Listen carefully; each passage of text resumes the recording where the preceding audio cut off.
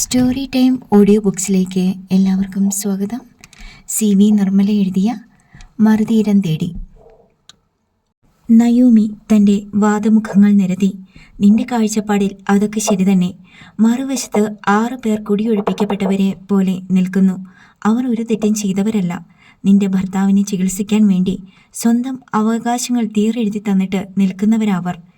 ആ ഒരു മാനുഷിക പരിഗണന വെച്ച് അവരോട് പെരുമാറണ്ടേ? ജയകൃഷ്ണൻ വാദിച്ചു. അവർക്ക് ഇത്രയും കൊണ്ട് തൃപ്തിപ്പെടാൻ പറ്റില്ലെന്നുണ്ടെങ്കിൽ ഒരു വാടക വീട് നോക്കട്ടെ. വാടക ഞാൻ കൊടുത്തോളാം. ഞങ്ങളുടെ റൂം ഒന്ന് ഒഴിഞ്ഞു കൊടുക്കാൻ പറ്റില്ല, നയോമി തീർത്തു പറഞ്ഞു. വാടക മാത്രം കൊടുത്താൽ പോരാ, അവരുടെ ചെലവുകാശും കൂടി നീ കൊടുക്കേണ്ടി വരും. കൊടുത്തേക്കാം, എത്ര വേണമെന്ന് പറഞ്ഞാൽ മതി. അത് കൊള്ളാവുന്ന ഒരാശയമായി ആദ്യം അവർക്ക് തോന്നി. ജയകൃഷ്ണൻ ഊണുമുറിയിൽ ചെന്ന് അവിടെ സംസാരം കേട്ടുനിന്ന സൗദാമിനി അമ്മയോട് പുതിയ നിർദ്ദേശത്തെപ്പറ്റി അഭിപ്രായം ചോദിച്ചു.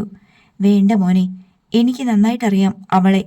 ഒടുക്കം ഈ വീട് കൈവിട്ടു പോകും. വാടക വീടിൻ്റെ പൈസയും കുടുംബ ചെലവും ഞങ്ങൾ തന്നെ ഉണ്ടാക്കേണ്ടി വരും. അവളെ ചതിക്കും. ഇപ്പോഴാണെങ്കിൽ ഇത്രയെങ്കിലും ഉണ്ടല്ലോ, ഞങ്ങൾ എങ്ങനെയും കഴിഞ്ഞു കൂടിക്കൊള്ളാം. അതാണ് ബുദ്ധിയെന്ന് ജയകൃഷ്ണന് ബോധ്യപ്പെട്ടു. തിരികെ ചെന്ന് ജയകൃഷ്ണനോട് നയോമി തിരക്കി. അവരെന്തു പറഞ്ഞു? അങ്ങനെ വീട് മാറിയാൽ ശരിയാവില്ല നയോമി. അനിലിനെ കൊണ്ടുവരുമ്പോൾ ആര് നോക്കും? അനിലിൻ്റെ അമ്മ മാത്രം ഇവിടെ നിന്നാ പോരെ? അല്ലെങ്കിൽ അനിലിൻ്റെ സിസ്റ്റർ നോക്കട്ടെ, നയോമി പറഞ്ഞു. അതൊന്നും ശരിയാവില്ല. ഒരുമയുണ്ടെങ്കിൽ ഒലക്കമേലും കിടക്കാന്നല്ലേ പഴഞ്ചൊല്ല്. നിങ്ങൾ ഒന്നിച്ചു ചേർന്നവരാ. ഇനി ഒരുമ കാട്ടിയാൽ മാത്രം മതി. ഒരുമ ഉണ്ടാവണമെങ്കിൽ ഇപ്പോഴത്തെ കൊമ്പും വാലും ഒക്കെ കട്ട് ചെയ്ത് കളയണം. അഹങ്കാരം കുറയ്ക്കണം. നയോമി, കൊമ്പും വാലും ഉള്ള ഇവിടുത്തെ മനുഷ്യരെ നീ കല്യാണത്തിന് മുമ്പ് കണ്ടിട്ടുണ്ട്. ഇവരാരും നിനക്ക് അപരിചിതരല്ലായിരുന്നു. അനിലിനെ പ്രേമിച്ച് നടന്ന കാലത്ത് നീ ഇവിടെ അനേകം തവണ വന്നിട്ടുണ്ട്. ഇവരുടെ കൂടെ കളിച്ചും ചിരിച്ചും ഭക്ഷണം കഴിച്ചിട്ടുണ്ട്.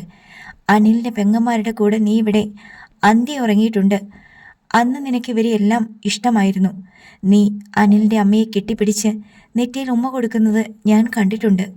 നീ മറന്നെങ്കിലും കഴിഞ്ഞ രംഗങ്ങളൊന്നും ഞങ്ങളാരും മറന്നിട്ടില്ല. അനിൽ നിന്നെ ഈ രംഗത്തേക്ക് കൈപിടിച്ച് കൊണ്ടുവന്നപ്പോൾ നീ ആരുമല്ല, ഒരു കോഴിമുട്ടയുടെ വലുപ്പത്തിലുള്ള സീറോ. അവൻ നിന്നെ കല്യാണം കഴിച്ചതും ലാഭനഷ്ടങ്ങൾ നോക്കിയിട്ടല്ല. അന്ന് നിന്റെ കയ്യിൽ ഒന്നുമില്ലായിരുന്നു. പക്ഷേ നീ ഈ വീട്ടിൽ വലതുകാൽ വെച്ച് കയറിയ അന്നു മുതൽ ലാഭനഷ്ടങ്ങൾ നോക്കാൻ തുടങ്ങി. അനിലിൻ്റെ ചെലവിൽ കഴിയുന്നവരെല്ലാം നിനക്ക് അധിക പറ്റായി. അനിലിൻ്റെ അനുജനും പെങ്ങന്മാരും അധിക ചെലവ് വരുത്തി വയ്ക്കുന്നവരായി. അനിലിൻ്റെ അമ്മയും മുത്തച്ഛനെയും നീ നഷ്ടക്കണക്കിൽ എഴുതി വെച്ചു. ഇതൊന്നും അറിയാത്തവരല്ല ഞങ്ങൾ. ഞങ്ങൾക്കുമുണ്ട് ഭാര്യയും കുടുംബവും കൂടപ്പുറപ്പും അച്ഛനമ്മമാരും. അവരെ ആരെയും ഞങ്ങളെടുത്ത് തെരുവിലോട്ട് എറിഞ്ഞിട്ടില്ല. നിനക്ക് ഞങ്ങൾ ഈ വീട് മാത്രമല്ല ഏൽപ്പിച്ചു തന്നത്, അവരെ നോക്കാനുള്ള ഉത്തരവാദിത്തം കൂടിയാ. അത് മറക്കരുത്, ജയകൃഷ്ണൻ അസന്നിഗ്ധമായി പറഞ്ഞു. അവരോട് വാദിച്ച് ജയിക്കാൻ പറ്റില്ലെന്ന് ബോധ്യപ്പെട്ട നയോമി പിന്നെ എതിർത്ത് ഒരു വാക്കും പറഞ്ഞില്ല. പകരം കൃഷ്ണമ്മ ഏറ്റുപിടിച്ചു. അവൾ ജോലി ചെയ്തിട്ട് വേണമല്ലോ ഈ കുടുംബം നടത്താൻ. ആ ഒരു നന്ദിയെങ്കിലും തിരിച്ചു കിട്ടണമെന്നേ ഞങ്ങൾക്കുള്ളൂ. നിങ്ങൾ ജോലി ചെയ്തിട്ടല്ലല്ലോ ഈ കുടുംബം ഇത്രകാലം കഴിഞ്ഞുകൂടിയത്. ഒരാപത്തൊക്കെ ആർക്കും വരാം. അനിൽ ഈ അവസ്ഥയിൽ നിന്ന് കരകയറി വളരെ നല്ല നിലയിൽ എത്തിക്കൂടുന്നില്ല. അവനൊരു സിനിമയ്ക്ക് ക്യാമറ ചെയ്യാൻ തയ്യാറായിരിക്കുമ്പോഴാണ് ആക്സിഡൻറ്റ് വന്നത്, രമേശ് ജയറാം പറഞ്ഞു. ഇവൾക്കും അതേപോലെ തന്നെ സിനിമയിലൊരു ഭാവിയുണ്ട്. നിങ്ങളാരും കണക്ക് കൂട്ടാത്ത ഒരു ഉയർച്ച ഇവൾക്കും ഉണ്ടായെന്നിരിക്കും. അതിന് കഴിവുള്ളവളാ. ആ കഴിവ് ഇവിടുള്ളവരെല്ലാം ചേർന്ന് നശിപ്പിക്കരുതെന്നേ എനിക്ക് പറയാനുള്ളൂ, കൃഷ്ണമ്മ ഉപസംഹരിച്ചു. സൗദാമിനിയമ്മ എല്ലാവർക്കും ചായ ഇട്ട് കൊണ്ടുവരുന്നുണ്ടായിരുന്നു. ഒരു കൈ മാത്രമേ ചലിപ്പിക്കാൻ കഴിയുന്നുണ്ടൂ, ഇടത്തെ കൈ. അതും ഭാഗികമായി മാത്രം. അനിൽ ബാബു അത് പതിയെ ഉയർത്തി. തൻ്റെ കൈയല്ല, മറ്റാരുടേതോ ആണെന്ന് തോന്നി. തൻ്റെ ശരീരവുമായി അതിന് ബന്ധമൊന്നുമില്ലാത്ത പോലെ. അയാൾ ആ കൈ ഒടിഞ്ഞ വാരിയലുകൾക്ക് മീതെ നെഞ്ചിനെ പൊതിഞ്ഞ പ്ലാസ്റ്ററിന് മീതെ മെല്ലെ വെച്ചു.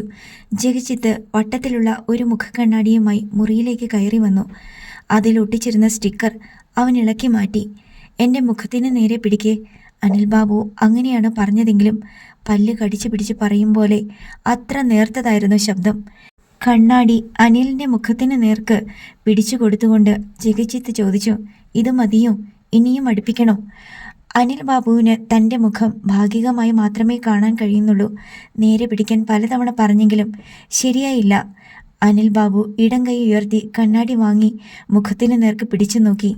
മുഖത്തിൻ്റെ വലതു പാർശ്വത്തിൽ തലയോട് മുതൽ താടിയെല്ലിന് കീഴിൽ വരെ മൂർച്ചയില്ലാത്ത മഴുകൊണ്ട് വെട്ടിപ്പൊളിച്ച പോലെ കുഴിഞ്ഞും അരികുകൾ ചിന്നിയും നീണ്ട ഒരു വടു. ഈ നിലയിൽ തൻ്റെ മുഖം ഭീകരമാണെന്ന് അയാൾ തിരിച്ചറിഞ്ഞു. രാത്രിയിൽ ഒരു വിജന സ്ഥലത്ത് വെച്ച് ഏതെങ്കിലും അപരിചിതൻ്റെ മുന്നിൽ പ്രത്യക്ഷപ്പെട്ടാൽ അയാൾ നിലവിളിച്ചോടാൻ സാധ്യതയുണ്ട്. ഇതിനെ ഒരിക്കലും ശരിയാക്കാൻ കഴിയില്ലെന്ന് അനിൽ ബാബു വിചാരിച്ചു. വാടക കൊലയാളികൾ വെട്ടിക്കൊല്ലുന്നവരുടെ മുഖത്ത് പോലും ഇത്രമേൽ ഭീകരമായൊരു മുറിവ് ഉണ്ടാകാനിടയില്ല. റൗണ്ട്സിന് ഡോക്ടർ വരുന്നുണ്ടെന്ന് അറിയിച്ചുകൊണ്ട് ഒരു നേഴ്സ് മുൻപേ വന്നു. ബെഡ്ഷീറ്റിൻ്റെ ചുളി നിവർത്തി തലയിണ ശരിയാക്കി വെച്ചു. IV സ്റ്റാൻഡിൽ നിന്ന് ഒഴിഞ്ഞ ഡ്രിപ്പ് ബോട്ടിൽ എടുത്തു മാറ്റി. അപ്പോഴേക്കും ഡോക്ടറും 2 ജൂനിയർ ഡോക്ടർമാരും ഒരു നേഴ്സും കൂടി അകത്തേക്ക് വന്നു. അനിലിൻ്റെ കയ്യിൽ മുഖക്കണ്ണാടി ഇരിക്കുന്നത് കണ്ട് ഡോക്ടർ ചിരിച്ചു. മുഖം നോക്കിയല്ലേ? അനിൽ മൂളി. എന്ത് തോന്നുന്നു? സൗന്ദര്യം അത്ര പോരാ. അനി ബാബു പല്ലുകൾക്കിടയിലൂടെ മന്ത്രിച്ചു. അത് കേട്ട് ഡോക്ടറും ചിരിച്ചു. സൗന്ദര്യം നമുക്ക് വർക്കൗട്ട് ചെയ്തെടുക്കാം. ജീവൻ ഊതി കത്തിക്കാനല്ലേ ബുദ്ധിമുട്ട്. Thanks doctor, so much thanks. വീട്ടിൽ പോകണ്ടേ? ഇപ്പോൾ എത്ര ദിവസമായിന്ന് ഓർമ്മയുണ്ടോ? ഇല്ലെന്ന് അനിൽ ബാബു കണ്ണടച്ചു കാട്ടി. ഒരു മൈനർ സർജറി കൂടിയുണ്ട് താടിയെല്ലിന്. അതിന് ഫ്രാക്ചറുള്ള കാര്യം പറഞ്ഞിരുന്നല്ലോ. ഊവെന്ന് അനിൽ ബാബു തലയെ അനക്കി. അത് കഴിഞ്ഞാൽ 2-3 ദിവസത്തിനകം പോകാം. പക്ഷേ ഇടയ്ക്കിടയ്ക്ക് ഹോസ്പിറ്റലിൽ വരണം ചെക്കപ്പിന്. നീണ്ടൊരു ബെഡ് റെസ്റ്റാണ് ഞാൻ റെക്കമെൻഡ് ചെയ്യുന്നത്. അനിൽ ബാബു മൃദുവായി ശിരസിനക്കി. അതുപോലും വേദനിപ്പിക്കുന്നതായിരുന്നു. ശരീരത്തിലെ മുറിവുകളെ പറ്റി ചിന്തിച്ച് മനസ്സ് മുറിപ്പെടുത്തരുത്. എല്ലാ നഷ്ടങ്ങളെക്കാളും വലുതല്ലേ ജീവൻ. അതണയാതെ കിട്ടിയില്ലേ, അത്രമാത്രം ചിന്തിച്ചാൽ മതി. ഓക്കെ? അനിൽ ബാബു മന്ദഹസിക്കാൻ ശ്രമിച്ചു. പരിശോധനകളും ചാർട്ടിൽ കുത്തിക്കുറിക്കലുമായി റൗണ്ട്സ് അല്പസമയം കൂടി നീങ്ങി. റൗണ്ട്സിന് വന്ന സംഘം അടുത്ത മുറിയിലേക്ക് പോയി. ജഗജിത്ത് വന്ന് ബെഡിനരികെ ഇരുന്നു. ജ്യേഷ്ഠൻ്റെ മുഖത്തേക്ക് തന്നെ നോക്കി. അവൻ എന്തോ പറയാനുണ്ടെന്ന് അനിൽ ബാബുവിന് മനസ്സിലായി. അയാൾ ഇടതുകരം തെല്ലുയർത്തി പറഞ്ഞോളാൻ ആംഗ്യം കാട്ടി. എനിക്ക് പോവണ്ടേ അനിയേട്ടാ? കോളേജിൽ നിന്ന് വിളിച്ചിരുന്നു. ഇപ്പോൾ 3 വീക്സ് കഴിഞ്ഞു. അറ്റൻഡൻസും ഒരു പ്രശ്നമാ. ഇനി നീ നിൽക്കണ്ട, പോയിക്കോ. നൈറ്റിൽ ഫ്രണ്ട്സിനെ ആരെങ്കിലും വിളിച്ചോളാം. വളരെ വിഷമിച്ച് നിർത്തി അനിൽ ബാബു പറഞ്ഞു. അതല്ല ഏട്ടാ, സെമസ്റ്റർ ഫീസ്. ജഗജിത്ത് അത്രയും പറഞ്ഞ് ചോദ്യഭാവത്തിൽ നോക്കിക്കൊണ്ടിരുന്നു. അനിൽ ബാബു ഒരു ഉത്തരം പറയാതെ മൗനത്തിൽ മുങ്ങി. അമ്മയോട് ചോദിച്ചിട്ട് ഒന്നും പറയുന്നില്ല. ജഗജിത്ത് വീണ്ടും പറഞ്ഞു. നയോമിയോട് ഒന്ന് പറഞ്ഞു നോക്ക്. ആ സ്വരത്തിൽ പ്രതീക്ഷയുടെ കണിക പോലും ഇല്ലായിരുന്നു. അതിനാൽ ജഗജിത്തിൻ്റെ മുഖത്തെ ചോദ്യം അങ്ങനെ തന്നെ നിന്നു. ഞാൻ എൻ്റെ ഫ്രണ്ട്സിനോട് പറഞ്ഞു നോക്കട്ടെ. നിസ്സഹായതയോടെ അനിൽ ബാബു മന്ത്രിച്ചു. അല്ലെങ്കിൽ വേണ്ട, ഞാൻ വേറെ എന്തെങ്കിലും വഴിയുണ്ടോയെന്ന് നോക്കാം. ഏട്ടനെ വിഷമിപ്പിക്കണ്ട എന്ന് വിചാരിച്ച് ജഗജിത്ത് പറഞ്ഞു. അവൻ്റെ മനസ്സ് ഇടിഞ്ഞു പോയിരുന്നു. അന്ന് വൈകുന്നേരം നയോമി കൃഷ്ണമ്മയെയും ഉദയഭാനുവിനെയും മിന്നുമോളെയും കൂട്ടി ആശുപത്രിയിൽ വന്നു. അനിൽ ബാബു ഹോസ്പിറ്റലിലായതിനു ശേഷം ആദ്യമായി നേരിൽ കാണുകയായിരുന്നു അവൾ. വിലപിടിപ്പുള്ള ഏതോ സുഗന്ധദ്രവ്യത്തിൻ്റെ പരിമളം കിട്ടിയിട്ടാണ് അനിൽ ബാബു കണ്ണു തുറന്നത്. വെറുതെ കണ്ണടച്ച് കിടക്കുകയായിരുന്നു അയാൾ. വാതിൽ കടന്നു വരുന്ന നയോമിയെ കണ്ട് ഒരു നിമിഷം അയാൾ വിസ്മയിച്ചു. സ്വപ്നമോ മായാദർശനമോ എന്നായി സംശയം. ആഡംബരത്തിൻ്റെ അതിപ്രസരം അവളുടെ ആടയാഭരണങ്ങളിൽ അയാൾ കണ്ടു. മുഖം മേക്കപ്പ് ചെയ്ത് സുന്ദരി പാവയുടെ മുഖത്തിന് സമാനമാക്കിയിരിക്കുന്നു. എന്നത്തെയും പോലെ ധാർഷ്ട്യം കലർന്ന ഭാവചലനങ്ങളോടെ, തുളുമ്പുന്ന പദവിന്യാസത്തോടെ, നേരിയ പുച്ഛം കലർന്ന നോട്ടത്തോടെ അവൾ ബെഡിനരികെ വന്നു നിന്നു. പുറകെ ഉദയഭാനു, കൃഷ്ണമ്മ, മിന്നുമോൾ. 1 വർഷം തികഞ്ഞിട്ടില്ല തമ്മിൽ പിരിഞ്ഞിട്ട്. നയോമിക്ക് മാറ്റമൊന്നുമില്ല. തിളക്കം അല്പം കൂടിയിട്ടേയുള്ളൂ. അച്ഛാ എന്ന് വിളിച്ച് മിന്നുമോൾ ബെഡിനടുത്തേക്ക് ഓടി വന്നു. നയോമി തടയാൻ ശ്രമിച്ചെങ്കിലും അവൾ ബെഡിൽ പൊത്തിപ്പിടിച്ച് കയറി. അച്ഛനെ തൊട്ടു നോക്കുകയും കവിൾത്തടങ്ങൾ പരിശോധിക്കുകയും ചെയ്തു.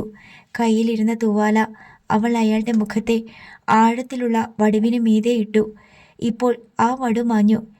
ഇങ്ങനെ മതി അച്ഛാ, ഇങ്ങനെ മതിയിട്ടോ, മിന്നുമോൾ പറഞ്ഞു. അവൾക്ക് അച്ഛൻ്റെ മുഖത്തെ വടു കാണണ്ട. മിന്നുമോളിൽ നിന്ന് കണ്ണെടുത്ത് അയാൾ വീണ്ടും നയോമിയെ നോക്കി. ആക്സിഡന്റിന് ശേഷം 3 ആഴ്ച കഴിഞ്ഞുപോയി. എന്നിട്ടിപ്പോഴാണ് കാണാൻ വന്നത്. ഡോക്ടർമാരെന്തു പറഞ്ഞു? നയോമി വെറുതെ തിരക്കി. അധികം വൈകാതെ വീട്ടിലേക്ക് പോകാമെന്ന് അനിൽ ബാബു പതിയെ പറഞ്ഞു. വീട് ഇപ്പം എൻ്റെയാ, അതും അറിഞ്ഞു. അതെൻ്റെ ഒരു റിവഞ്ചായിരുന്നു. എന്നെ അവിടെ നിന്നല്ലേ ഇറക്കി വിട്ടത്. തർക്കിച്ചാൽ രോഷം ആളിക്കത്തും, ദേഹം അനങ്ങും, മനസ്സ് അലകടൽ പോലെ ശോഭിക്കും. അനിൽ ബാബു അടങ്ങിക്കിടന്നു. അവസാനം ഞാനേ ഉണ്ടായുള്ളൂ ജീവൻ രക്ഷിക്കാൻ. താങ്ക്സ്, അനിൽ ബാബു മെല്ലെ പറഞ്ഞു.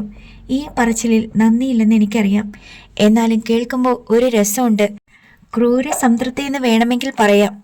ഹൃദയത്തിലെടുത്ത് വെച്ച് ലാളിച്ച പെണ്ണാണ് ശവത്തിൽ കുത്തുന്നത്. താൻ കൈ നീട്ടി പിടിച്ചില്ലായിരുന്നെങ്കിൽ ഇന്നവൾ എവിടെ എത്തിയേനെ? ഏതെങ്കിലും വിടന്റെ കിടപ്പറയിൽ. താങ്ക്സ്, അനിൽ ബാബു വീണ്ടും പറഞ്ഞു. കൃഷ്ണമ്മയും ഉദയഭാനുവും കട്ടിലിൻ്റെ കാൽക്കൽ മിണ്ടാതെ അയാളെ നോക്കിക്കൊണ്ട് നിന്നു. നയോമി കട്ടിലിൽ നിന്ന് മോളെ എടുത്തു. ഇവളെയും എനിക്ക് തന്നെ തിരിച്ചു കിട്ടി. ഇനി ഞാൻ വിട്ടുതരില്ല, എനിക്ക് ജീവനുള്ള കാലത്തോളം. നീ എടുത്തോ, നീ പ്രസവിച്ച കുഞ്ഞല്ലേ, നന്നായി വളർത്തിയാൽ മതി, അനിൽ ബാബു ശാന്തതയോടെ പറഞ്ഞു. എന്നോട് ഇപ്പോൾ തോന്നുന്ന വികാരം എന്താണെന്ന് എനിക്കറിയാം. വെറുപ്പ്, പക, വിദ്വേഷം. അത് നിന്റെ തെറ്റിദ്ധാരണയാ. നിന്നോട് എനിക്ക് വെറുപ്പോ പകയോ ഒന്നുമില്ല, ഒരിക്കലുമില്ലായിരുന്നു. ഇപ്പോൾ നീ എൻ്റെ ജീവൻ രക്ഷിക്കുകയും ചെയ്തല്ലോ. നയോമി അത് വിശ്വസിക്കാത്ത പോലെ നിഷേധരൂപേണ തലയാട്ടി. നിനക്ക് കഴിയുമെങ്കിൽ ജഗജിത്തിന് കുറച്ച് പൈസ കൊടുക്കണം, ഇല്ലെങ്കിൽ അവൻ്റെ പഠിപ്പ് മുടങ്ങും. 3.5 ലക്ഷം രൂപയോളം ഇതിനകം മുടക്കി കഴിഞ്ഞതാ. അതൊരു പ്രയോജനവും ഇല്ലാതെ പോകരുത്. അനിൽ ബാബു ക്ലേശിച്ചാണ് സംസാരിച്ചത്. താടിയെല്ല് പൊട്ടിയതിൻ്റെ മാത്രമല്ല, ചില പല്ലുകൾ ഇളകിയ വേദനയും ഉണ്ടായിരുന്നു. ജഗജിത്തിൻ്റെ പഠിപ്പ് മാത്രം പോരല്ലോ, മാളവികയുടെ നഴ്സിംഗ് കോഴ്സ് പൂർത്തിയാക്കണ്ടേ? അതിനും വേണ്ടേ ഫീസ്? നയോമി പരിഹാസധ്വനിയിൽ ചോദിച്ചു. ഔദാര്യം ചെയ്യണമെന്നല്ല, വീടിൻ്റെ വിലയോട് ചേർത്ത് വെച്ച് കണക്ക് കൂട്ടിയാൽ മതി. അത് പറ്റില്ലെങ്കിൽ ഞാൻ എണീറ്റ് ജോലി ചെയ്ത് തിരിച്ചു തരും. വീടിൻ്റെ വില തന്നു കഴിഞ്ഞു. അനിലിനെ ചികിത്സിക്കാമെന്ന് മാത്രമേ ഞാൻ ഏറ്റിട്ടുള്ളൂ. അനുജനെയും അനുജത്തെയും പഠിപ്പിക്കാമെന്ന് ഏറ്റിട്ടില്ല. അനിൽ ബാബു പതിയെ കണ്ണടച്ചു. ഇനി ആരെയും കാണണ്ട, പോട്ടെ, ഡിസ്ചാർജ് ചെയ്യുമ്പോൾ വരാം. നയോമി പറഞ്ഞത് കേട്ടിട്ടും അയാൾ കണ്ണു തുറന്നില്ല. അച്ഛാ പോവാണേ, അച്ഛാ മിന്നുമോള് പോവാണേ അച്ഛാ. മകളുടെ സങ്കടം നിറഞ്ഞ ശബ്ദം കേട്ടിട്ടും അയാൾ കണ്ണു തുറന്നില്ല. കാലൊച്ചകൾ അകന്നകന്നു പോയി. അനിൽ ബാബു കണ്ണുകൾ ഒന്നുകൂടെ ഇറുകി അടച്ചു വെച്ചു. ഇരുട്ട്. ചില ശബ്ദങ്ങളുടെ ഓർമ്മ, വർണ്ണശബളമായിരുന്ന ജീവിത മുഹൂർത്തങ്ങൾ. അനിലേ, അനിൽ, ജയകൃഷ്ണന്റെ ശബ്ദം. അനിൽ ബാബു കണ്ണു തുറന്നു. ശരിക്ക് കാഴ്ച കിട്ടുന്നില്ല. കൺപീലികൾ നനഞ്ഞിരിക്കുന്നു. തുടയ്ക്കാനും വയ്യല്ലോ. ഇയാളെന്താ കരയുന്നു? എന്താടോ പ്രശ്നം? ഒന്നുമില്ല. ഇത്ര ഇമോഷണൽ ആവാൻ എന്തുണ്ടായി? നയോമി കാണാൻ വന്നിരുന്നു. അനിൽ ബാബുവിൻ്റെ ഖണ്ഡമിടറി. പാർക്കിങ്ങിൽ വെച്ച് കണ്ടു. അപ്പോഴേ തോന്നി സിൻഡിയാക്കി കാണുമെന്ന്. മാസങ്ങൾക്ക് ശേഷം തമ്മിൽ കണ്ടതാ, അതും ഇങ്ങനെയൊരു ദയനീയ അവസ്ഥയിൽ. അനിൽ ബാബു തുടരാൻ വിഷമിച്ചു. അല്പം കഴിഞ്ഞ് പറഞ്ഞു, ഞാൻ മരിച്ചാൽ മതിയായിരുന്നു ജയ. എൻ്റെ വീടെങ്കിലും രക്ഷപ്പെട്ടേനെ. ഇപ്പോൾ അതും പോയല്ലോ. ഹോ, നീ ഇങ്ങനെ വിഷമിച്ചാലോ? ഇതെല്ലാം മാറും. എനിക്ക് വേണ്ടി 6 പേരുടെ ജീവിത പണയം വെച്ചത് അതിനെ ആര് തിരിച്ചെടുക്കും? എൻ്റെ മോളെയും നഷ്ടപ്പെട്ടല്ലോ. ഹൃദയം തകർന്ന വിലാപമായിരുന്നു അത്. ജയകൃഷ്ണൻ അരികെ ഇരുന്ന് അയാളുടെ നെറ്റി തലോടി. നയോമിയോട് ഔദാര്യത്തിന് കെഞ്ചാൻ ജഗജിത്തിന് ഒട്ടും മനസ്സുണ്ടായിരുന്നില്ല. സൗദാമിനിയമ്മ പക്ഷേ അവനെ നിർബന്ധിച്ചു. നീ ഒന്ന് ചോദിച്ചു നോക്ക്. ചോദിക്കാഞ്ഞിട്ട് തന്നില്ല എന്ന് വരരുത്. ആവശ്യം നമ്മുടേതല്ലേ. ചേച്ചി തരില്ലമ്മേ, പിന്നെന്തിനാ ചോദിക്കുന്നേ? ചോദിക്കുന്നതിൽ ഒരു നാണക്കേടും വിചാരിക്കേണ്ട. ഔദാര്യമല്ല, നമ്മുടെ അവകാശമാ. ഈ വീട് നയോമിയുടേതാണെന്ന് അവളുടെ മാത്രം വിചാരമാ. നമുക്കറിയാലോ, അനിമോൻ്റെ ജീവൻ അങ്ങോട്ടോ ഇങ്ങോട്ടോ എന്നറിയാൻ വയ്യാതെ കിടന്ന നേരത്ത് അവൾ ആ അവസരം മുതലെടുത്ത് വിലപേശി സ്വന്തമാക്കിയതാണെന്ന്. ഇതിൻ്റെ പകുതി പോലും അവൾ തന്നു തീർത്തിട്ടുണ്ടോ? എന്നിട്ടും വീട് ചേച്ചിയുടെയാണെന്നല്ലേ പറയുന്നേ? അമ്മ എഴുതി കൊടുത്തു പോയില്ലേ? ഇനി അവകാശം പറഞ്ഞിട്ട് എന്താ കാര്യം? നിന്റെ പഠിത്തം മുടങ്ങാതിരിക്കാൻ വേണ്ടിയായി പറയുന്നേ. Tirunelveli saint Francis Xavier engineering കോളേജിലെ 4ാം semester electrical and electronics engineering വിദ്യാർത്ഥിയാണ് ജഗജിത്ത്. അഡ്മിഷൻ ഫീസും 3 തവണത്തെ സെമസ്റ്റർ ഫീസും ചേർത്ത് 4 ലക്ഷത്തിനടുത്ത് രൂപ ഇതിനകം ചെലവാക്കി കഴിഞ്ഞു. 4ാം സെമസ്റ്റർ ഫീസ് അടയ്ക്കേണ്ട സമയം അടുത്തു വന്നപ്പോഴായിരുന്നു അനിൽ ബാബുവിൻ്റെ ആക്സിഡൻറ്റ്. അതോടെ വരുമാന സ്രോതസ്സിൻ്റെ വേരുകൾ മുറിഞ്ഞുപോയി. കുടുംബത്തിൽ ആരുടെയെങ്കിലും കൈവശം ഉണ്ടായിരുന്ന ചില്ലി പൈസ പോലും അനിലിൻ്റെ ചികിത്സയിലേക്ക് ഊറ്റിയെടുക്കപ്പെട്ടു. അതിനു പുറമെ കടങ്ങളും വന്നുകൂടി. ആക്സിഡൻറ്റ് വാർത്തയറിഞ്ഞ് വീട്ടിലെത്തിയതായിരുന്നു ജഗജിത്ത്. ഇപ്പോൾ 1 മാസത്തോളമായിരിക്കുന്നു. തിരിച്ചു പോകേണ്ട സമയം വൈകി. പോയാൽ തന്നെ സെമസ്റ്റർ ഫീസും കൊണ്ടല്ലാതെ പോകാൻ വയ്യ. സെമസ്റ്റർ ഫീസ് അടയ്ക്കാൻ വൈകുന്ന ഓരോ ദിവസവും നല്ലൊരു തുക ഫൈനും കൊടുക്കണം.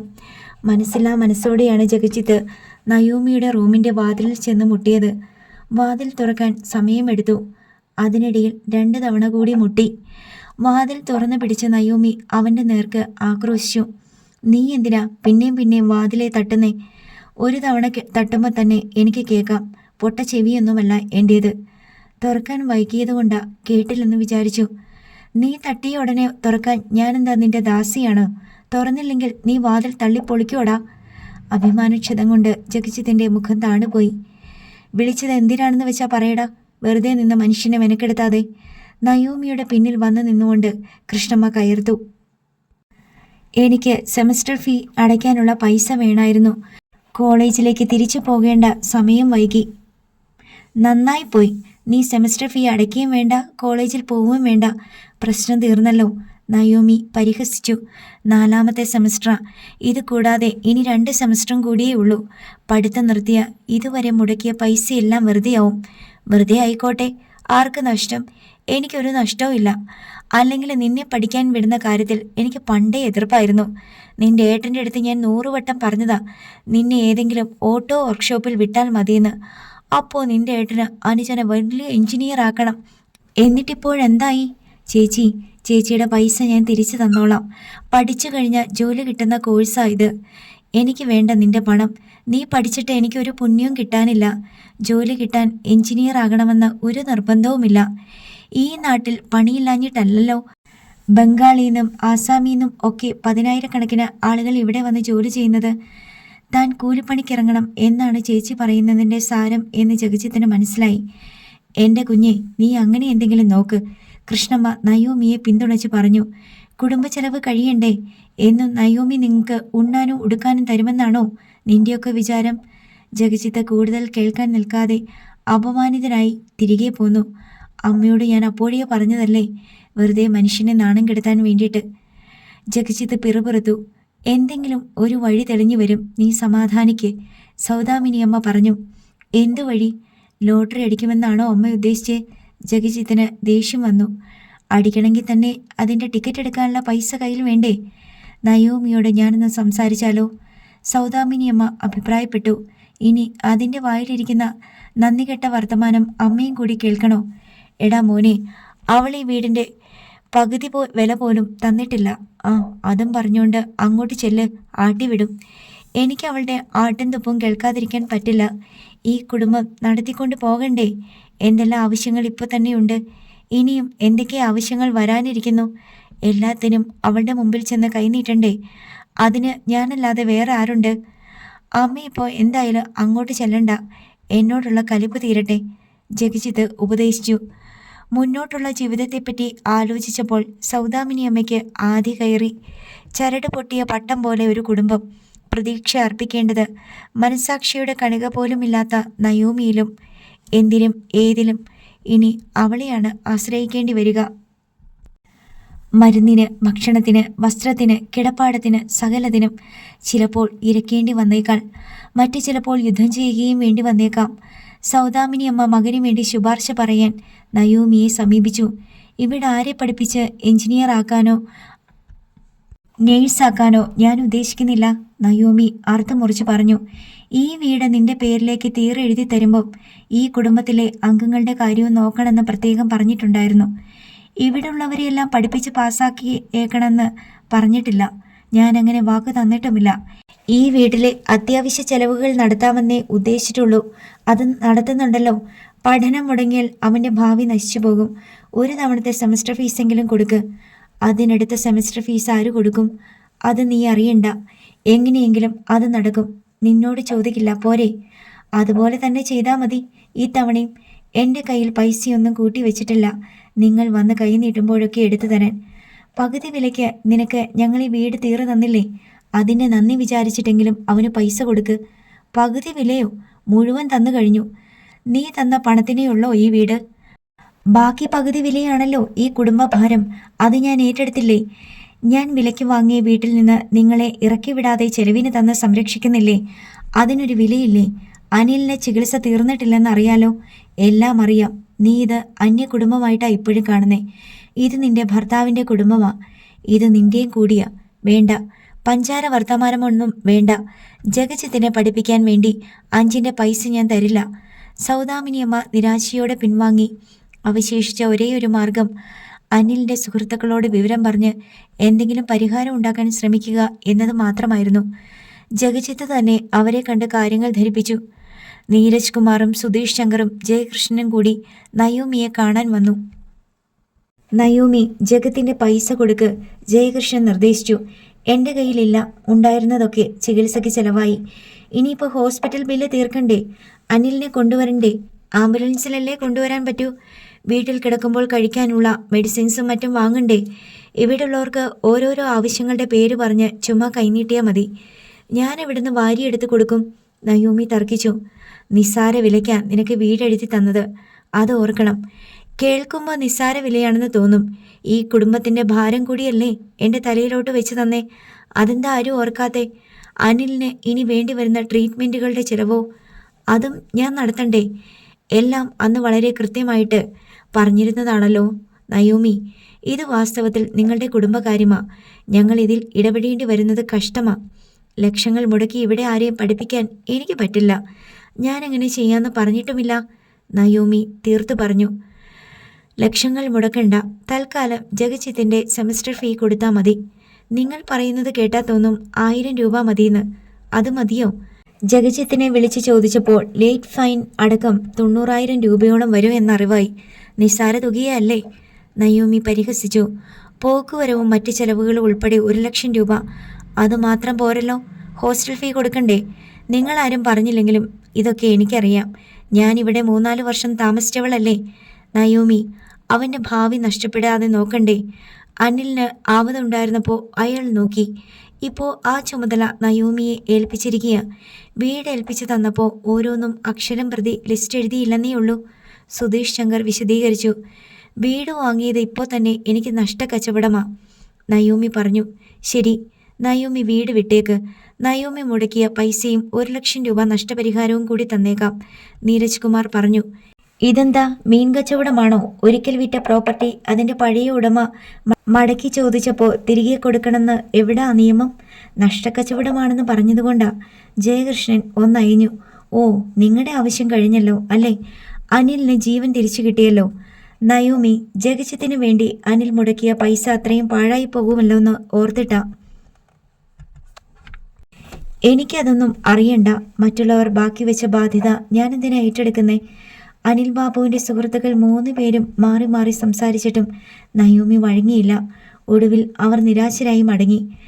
അനിൽ ബാബുവിനെ സ്ട്രെച്ചറിൽ കിടത്തിയാണ് കോറിഡോറിലേക്ക് കൊണ്ടുപോയത്. സ്ട്രെച്ചർ ലിഫ്റ്റിൽ കയറ്റി ഗ്രൗണ്ട് ഫ്ലോറിലെത്തിച്ചു. അവിടെ കാഷ്വാലിറ്റിക്ക് മുന്നിൽ ആംബുലൻസ് കിടപ്പുണ്ടായിരുന്നു. സുഹൃത്തുക്കളും കൂടി സഹായിച്ച് സ്ട്രെച്ചർ ആംബുലൻസിലേക്ക് കയറ്റി. നയോമി ഹോസ്പിറ്റൽ ബില്ലുകൾ തീർക്കാൻ ക്യാഷ് കൗണ്ടറിലേക്ക് പോയിരിക്കുകയാണ്. സൗദാമിനി അമ്മയും ജഗജിത്തും കൂടി ഡോക്ടർ കുറിച്ചു കൊടുത്ത മരുന്നുകൾ ഫാർമസിയിൽ നിന്ന് തന്നെ വാങ്ങുന്ന തിരക്കിലായിരുന്നു. നയോമിയും കൃഷ്ണമ്മയും ബില്ലുകൾ തീർത്ത ശേഷം കാറിലാണ് നാട്ടിലേക്ക് പോയത്.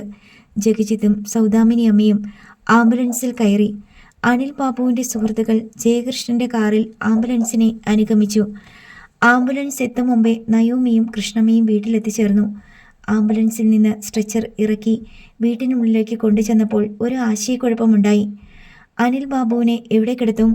ഏറ്റവും നല്ല മുറി നയോമിയുടേതാണ്. അവൾ അത് ഒഴിഞ്ഞു കൊടുക്കില്ല. കൃഷ്ണമ്മയും തൻ്റെ മുറി ഒഴിഞ്ഞു കൊടുക്കാൻ തയ്യാറായില്ല. കാറ്റും വെളിച്ചവും ഒക്കെ കിട്ടുന്ന റൂം വേണം. ഇതൊരു രോഗിയാ, ചവറ്റുകൂനയിൽ കൊണ്ടുപോയി തള്ളാൻ പറ്റില്ല. നീരജ് കുമാർ ഉറച്ച നിലപാടെടുത്തു. ഒടുവിൽ അല്പം ധിക്കാരമായി തന്നെ അനിൽ ബാബുവിൻ്റെ സ്ട്രെച്ചർ ഉദയഭാനുവിൻ്റെ മുറിയിലേക്ക് തള്ളിക്കയറ്റി. ഇതാരുടെ റൂമാണെങ്കിലും ശരി, അനിൽ ഇവിടെ കിടന്നോട്ടെ. ഇയാളെ ഇവിടുന്ന് എങ്ങോട്ടും മാറ്റിയേക്കരുത്. നയോമിക്കും കൃഷ്ണമ്മയ്ക്കും ആ നടപടി ഒട്ടും ഇഷ്ടപ്പെട്ടില്ല. അവർ അമർഷമടക്കി മിണ്ടാതെ നിന്നു. അപ്പോൾ എനിക്കെവിടെയാ റൂം? ഉദയഭാനു ഓരോരുത്തരെയും നോക്കി. ഒരു റൂം കൂടി ഉണ്ടല്ലോ, അങ്കിൾ അങ്ങോട്ട് മാറിക്കൂ. തൽക്കാലത്തെ ഒരു അഡ്ജസ്റ്റ്മെൻ്റായിട്ട് കണ്ടാൽ മതി, പിന്നെ നമുക്ക് വേണ്ടത് ചെയ്യാം. നയോമി ഉദയഭാനുവിനെ ആശ്വസിപ്പിച്ചു. രാമചന്ദ്രൻ നായർ കിടക്കുന്ന മുറി അപ്പോൾ തന്നെ ഉദയഭാനു പിടിച്ചെടുത്തു. അവിടെ ഉണ്ടായിരുന്ന സാധനങ്ങളെല്ലാം മുറിക്ക് പുറത്തേക്ക് തള്ളി.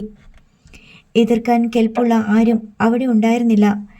അനിൽ ബാബുവിൻ്റെ കാര്യങ്ങൾക്ക് ഒരു മുടക്കവും വരുത്തരുതെന്ന് നയോമിയെ ഗുണദോഷിക്കുകയായിരുന്നു സുഹൃത്തുക്കൾ. ഒരേ കിടപ്പായതുകൊണ്ട് ചിലപ്പോൾ ബെഡ് സോർ ഉണ്ടാകാൻ സാധ്യതയുണ്ട്. ഒരു വാട്ടർ ബെഡ് ഇന്ന് തന്നെ വാങ്ങണം, രമേശ് ജയറാം നിർദ്ദേശിച്ചു. അതിൻ്റെ ആവശ്യമുണ്ടോ? തിരിച്ചും മറിച്ചും കിടത്തിയാൽ പോരെ? കൃഷ്ണമ്മ ചോദിച്ചു. തിരിച്ചും മറിച്ചും ഇടാൻ ഇത് ദോശയൊന്നുമല്ലല്ലോ. അയാളുടെ നട്ടെല്ലിന് പൊട്ടലുണ്ട്, അതുകൊണ്ട് വയറും പുറവും ചുറ്റി പ്ലാസ്റ്റർ പൊതിഞ്ഞിരിക്കുന്നത്. നിവർത്തിയുണ്ടെങ്കിൽ ദേഹമനങ്ങാതെ ശ്രദ്ധിക്കണം. ജയകൃഷ്ണൻ നീരസത്തിലാണ് പറഞ്ഞത്. ഭക്ഷണം, മരുന്ന്, ചികിത്സ, അനിലിന് ഇത് മൂന്നും യഥാസമയത്ത് കിട്ടിയിരിക്കണം. നയോമിയും കൃഷ്ണമ്മയും പരസ്പരം നോക്കി. അനിലിനെ ശുശ്രൂഷിക്കാൻ ഒരു ഹോം നേഴ്സിനെ വെച്ചാൽ അത്രയും നല്ലത്, രമേശ് അഭിപ്രായപ്പെട്ടു. ഇതൊന്നും നടക്കുന്ന കാര്യമല്ല. ഇവിടെ തന്നെ ഹോം നേഴ്സുമാർ 3 എണ്ണം ഉണ്ട്. നയോമി സൗദാമിനിയമ്മയും മാളവികയെയും സുജിതയെയും ഉദ്ദേശിച്ചാണ് പറഞ്ഞത്. എന്തിനാ 3 ആക്കി കുറിച്ചത്? നിന്നെയും കൂടി ചേർത്ത 4 നീരജ് കുമാർ ചുണ്ടിയോടെ ചോദിച്ചു. ഒടിഞ്ഞ റിബ്സ് ശരിയാവുകയും പ്ലാസ്റ്റർ കട്ട് ചെയ്യുകയും ചെയ്ത് കഴിയുമ്പോൾ നട്ടെല്ലിൻ്റെ ഓപ്പറേഷൻ നടത്തണം, ജയകൃഷ്ണൻ ഓർമ്മിപ്പിച്ചു. നിങ്ങൾക്കെങ്ങനെ ഓരോന്ന് പറഞ്ഞാൽ മതി, എൻ്റെ കയ്യിലുള്ള പൈസ തീർന്നു, ഇനി ജോലി ചെയ്തുണ്ടാക്കണം, നയോമി തർക്കിച്ചു. സന്മനസ്സുണ്ടെങ്കിൽ അതിനുള്ള വഴിയൊക്കെ തെളിഞ്ഞു വരും, നീരജ് കുമാർ പറഞ്ഞു. വൈകുന്നേരത്തോടെ അനിലിൻ്റെ സുഹൃത്തുക്കൾ തിരികെ പോയി. അനിലിൻ്റെ ശുശ്രൂഷ സൗദാമിനിയമ്മ ഏറ്റെടുത്തു. നയോമി ആ മുറിയിലേക്ക് എത്തി നോക്കുക കൂടി ചെയ്തില്ല. ഒരേ കിടപ്പാണെങ്കിലും വീടിനുള്ളിലെ നാടിമിടിപ്പുകൾ അനിൽ ബാബു അറിയുന്നുണ്ടായിരുന്നു. ജഗജിത്തിൻ്റെ പഠിപ്പ് മുടങ്ങിയത് അയാളെ നിരാശനാക്കി. മാളവികയുടെ നേഴ്സിംഗ് പഠനവും മുടങ്ങിക്കിടക്കുന്നു. നയോമിയോട് സംസാരിക്കാൻ അയാൾ ആഗ്രഹം പ്രകടിപ്പിച്ചു. സൗദാമിനിയമ്മ ചെന്ന നയോമിയോട് അതേപ്പറ്റി പറഞ്ഞപ്പോൾ അവൾ അനിൽ ബാബുവിനെ കാണാൻ വിമുഖത കാട്ടി. എന്തിനാ എന്നെ കാണുന്നത്? എനിക്കറിയാം പരാതി പറയാനാണെന്ന്. എണീക്കാൻ വയ്യാഞ്ഞിട്ടല്ലേ നയോമി? പറ്റുമായിരുന്നെങ്കിൽ അവൻ നിന്റെ അടുത്ത് വന്നേനെ. എനിക്ക് ഈ അവലാതി പറച്ചിലൊന്നും ഇഷ്ടമല്ല. നീ എന്താ ഇങ്ങനെ മനുഷ്യപ്പറ്റില്ലാതെ പെരുമാറുന്നേ? അവൻ്റെ ഭാര്യയല്ലേ നീ? അവൻ്റെ കുഞ്ഞിൻ്റെ അമ്മയല്ലേ? ഇത് കേട്ട് കേട്ട് ഞാൻ മടുത്തു. കലി തുള്ളിയ മട്ടിൽ നയോമി അനിൽ ബാബു കിടക്കുന്ന മുറിയുടെ വാതിൽക്കിലേക്ക് ചെന്നു. അവിടെ നിന്നുകൊണ്ട് അകത്തേക്ക് ചോദ്യം എറിഞ്ഞു. എന്താ പറയാനുള്ളത്? പറഞ്ഞു. കട്ടിലിൽ കിടന്നുകൊണ്ട് അനിൽ ബാബു കൈയനക്കി അകത്തേക്ക് വരാൻ ആംഗ്യം കാട്ടിച്ചു. എനിക്ക് രോഗികളുടെ ബെഡിനടുത്ത് പോയി നിൽക്കുന്നത് ഇഷ്ടമല്ല. എനിക്ക് പകർച്ചവ്യാധിയൊന്നുമില്ല, വേദന കടിച്ചമർത്തി അനിൽ ബാബു പറഞ്ഞു.